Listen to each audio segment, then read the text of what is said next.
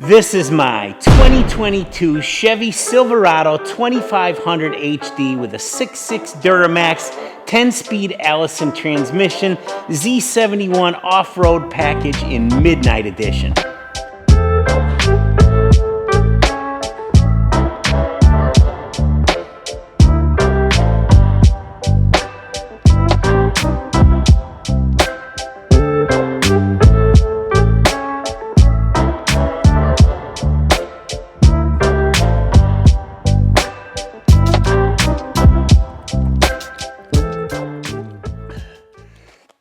This is my daily driver and I need something I can use for work. So that kind of dictates some of my setup. I need something that I can pack and unpack quickly that'll work well with my job. I spend a lot of time with customers for my roofing company. I need a truck that looks respectable, and having all this badass equipment hanging off of it all over the place looks really cool, but it's not the most professional thing and doesn't work real good for my job. The cap is set up for a roof rack, but when I have it on, I can't go through the car wash or a drive-through. I can't get it in my garage very well, so I just don't use it. Like I said, this truck is a 2022 Chevy Silverado. It's a 2500 HD. It's got the Duramax diesel in it, the new 6.6, has a 10-speed Allison transmission. I love it. This truck sits on Nitto trail grapplers. They are 295/65 R20s, which comes out to about a 35-inch tire. The Z71 off-road package comes with what they claim is about a 2-inch lift. So the truck already accommodates a little bit bigger tire. I think they come with 32s on them. I had airbags put on the back and I had a leveling kit put on the front, which gives me about another 2 inches in the front. And then the airbags, depending on what load you have or how you have them set, the height will adjust for that. These are airlift airbags. It's a rubber airbag that sits between the spring and the frame. It's got a Bluetooth controller where I can just dial up and down what I want, hit the button, and the air compressor inflates the bags and raises the suspension. If you want to take it back down, just dial the temperature down, and it'll let the air back out, letting the truck back down. I adjust this mostly when I'm pulling trailers. It gives you a more comfortable ride, makes sure you're not beating on the truck. And depending on what kind of load or what trailer you have, you could dial it in to sit level and be really comfortable while you're driving. These are the factory running boards that came with the Z71 package. I really like them. Functionally, they're great. I do think there's some that look cooler, probably some that are a little thicker. These do not make good rock sliders, but for getting in and out of the truck, they're great. Several years ago, Chevy started using these carpeted wheel wells, and I was a little skeptical at first. But after having several trucks with them on there, they're really durable, they hold up well, they wash well, but they do a lot for rock chips, both for sound and for chip paint and rust protection, things like that. I think it was a good move. Inside the truck, we have leather interior, which is awesome for mud, and sawdust is something that I struggle with a lot. It's got heated and cooled seats. The most awesome part, I think, is all of the cameras. I mean, these things have like a dozen cameras all over them. They've got ones when you're trailering that know you have a trailer and come on for your blind spot. They're in the bottom of the mirror. You can adjust them on the fly for any view you want. Views of your cargo, front, back, sides, all the way around 360. Parking assist, it's out of control. I don't know how we ever survived without them. It has a brake controller, an exhaust brake, outlets, every bell and whistle you could come up with, and several that I never even would have thought of, and several that I don't even use. This is my ARE truck cap, or topper, some people call it. This one is fiberglass. I really like the looks of a fiberglass cap. My last one was an aluminum contractor box. I think this one's a lot cooler. Has a toolbox on the side here. Keep a bunch of junk like paper towel falling out. Has these LED lights that come on and off when you open and shut the lid, so that's pretty cool. And I can put a lot of stuff in here. The toolbox that came with it fell out of the roof because they are secured to the fiberglass with some sheet metal screws. I called the place that I bought it from and said, hey, my toolbox fell out. What do I got to do? And she said, well, we could try to epoxy it back in, but they have a 75-pound weight rating. The toolbox weighs 40 pounds on its own. I don't know, maybe if you're a pillow salesman. I built my own out of plywood. It's much stronger, a little bit smaller, which gives me more room in the back, so I actually prefer it. But I secured it to the underside of the rack bolts. So the rack sits on top of the cap, the bolts all the way through. Those become like a plate to hold it, and now I have these long bolt heads that I put a garage door track, and this thing's not going anywhere. So the door on this side opens up the same way. It's a little stiffer, but it has a slider window in it like this with a screen.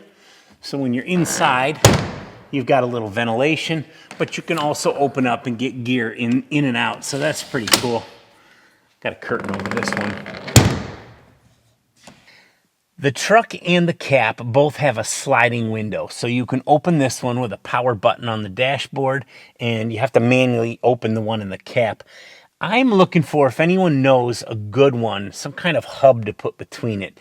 I had like a 90s S10 pickup, and I had this really nice rubber gasket that went between them. Now I've seen ones that are like inflatable. They're not great. I'm looking for something a little better. I even saw somebody use like a kid's blow-up inner tube from a swimming pool, which is funny at the very least. Welcome to my crib. I feel like I'm on MTV Cribs here, only really small. So this is my truck cap. I've got a mattress here, big surprise. I've got a platform underneath where I can store some gear. Widescreen TV. By wide, I mean like, 23 inches. I've got some LED lights. This is the back side of that toolbox. I mounted a steel plate there so I can put some hooks, hang a light. I've got a fridge magnet, a little fan in there. I made these curtains. I've got a short on the channel for it. They're just a fleece blanket, and I glued some of the, I guess it would be the hook side of the Velcro to it. This truck cap has a carpeted headliner in it, which is kind of cool. It adds a little bit of insulation, a lot of sound dampening, kind of like the wheel wells. But also I can stick all my patches and stuff to the ceiling. Just kind of a cool feature. I've never had that in a cap before. I really like it. I made the bottom of the toolbox come out a little further from the back. That way I get this ledge. It's got kind of a piece of aluminum here that holds some stuff in. I got some remotes up there, things like that. This gives you a place to throw some junk when you're sleeping back here.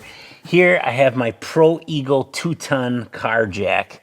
It's an off-road with the big wheels. It's got a mount that secures it to the bed. That thing's pretty cool. It's a real pain in the butt to get in and out, but in an emergency, it's a lot nicer than messing around with the one that comes with the truck. Talking about my huge TV here, this is the part of the mount for the TV. It's a cantilevered arm that swings out.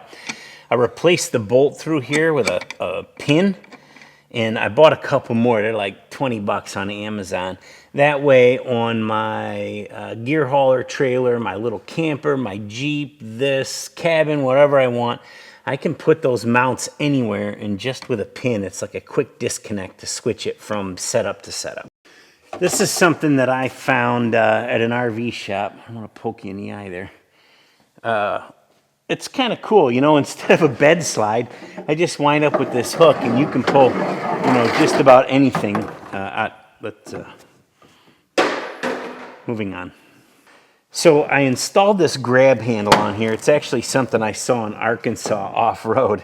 And he brought up a good point that when you're in your truck, to try and grab this from on top of the bed and fold it up, it's hard to do. This truck is fancy enough that it's got a push button on the keyless remote, but I never have it when I need it. So I put a grab handle to help. I found out on the last trip we were on, though, that when you're in a campground and there are people camping close to you, and you get up to take a leak at 2 o'clock in the morning and you do this, now you're setting off beepers and strobe lights announcing the fact that you're about to go out and pee on the side of your truck for the entire campground to see and hear. So this has got a twin mattress cover. It's a little big for this, but it's really durable. It's like an outside one like you put on couch cushions. This mattress is just an inexpensive, it folds up like a tri-fold mattress I bought off Amazon. It's about 6 inches thick. It's super comfortable. I've been getting marketplace ads, I'm sure many of you have too, of some folding mattresses that they're marketing, like kind of these hipster fancy camping stuff. I went on one to see how much they were. They were like $500. This thing was like 80 bucks. I installed this, I don't know, I call it shore power plug in the camper.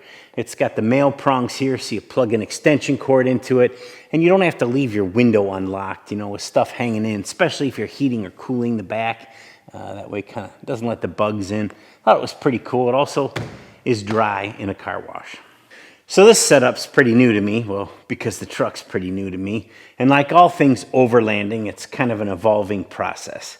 I think the next moves in my future, and maybe pushing that professional look a little bit, but very functional, I'm going to get a front and back bumper. I had some worn bumpers that I really, really liked with a worn winch in them. They were pretty awesome, really heavy duty. Just so happens that I whacked these bumpers on a tree in Kentucky twice. So I also need a couple ports in here for my Climate Right heat and air unit. It's got these two 3-inch like flexible ducts. One's a intake and one's an exhaust. But it goes into the back of the TV there. So jury's still out on what I'm going to use. And right now I don't really need either one. So we'll get that figured out next time I'm going on a trip where I need it. So this video is going to get kind of long. So I'll probably make a second one on the gear that I use. Thanks for watching, guys. Like, subscribe. There'll be more on this truck and the other ones I got. See you on the road.